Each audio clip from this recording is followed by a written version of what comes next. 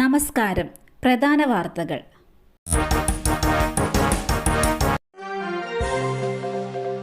Hema committee report അവസാന നിമിഷം twist. സർക്കാർ വെട്ടിമാറ്റിയ ഭാഗങ്ങൾ പുറത്തുവിടില്ല. ഹേമ കമ്മിറ്റി റിപ്പോർട്ടിലെ സർക്കാർ വെട്ടിമാറ്റിയ ഭാഗങ്ങൾ പുറത്തുവിടുന്നതിൽ അവസാന നിമിഷം ട്വിസ്റ്റ്.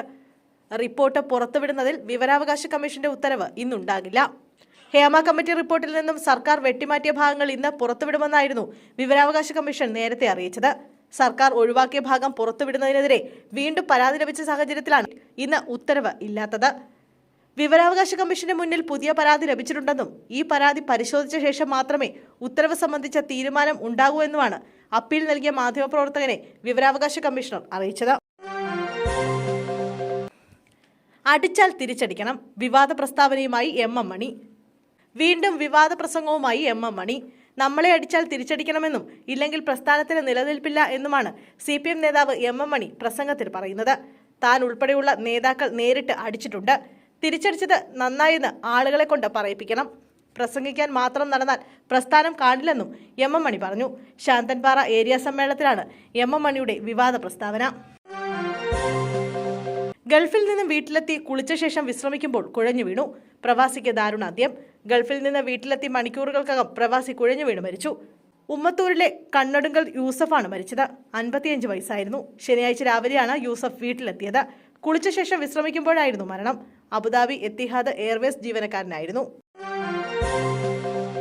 മാന്നാർ ജയന്തി വധക്കേസിൽ ഭർത്താവിന് വധശിക്ഷ. മാന്നാർ ജയന്തി വധക്കേസിൽ ഭർത്താവിന് വധശിക്ഷ.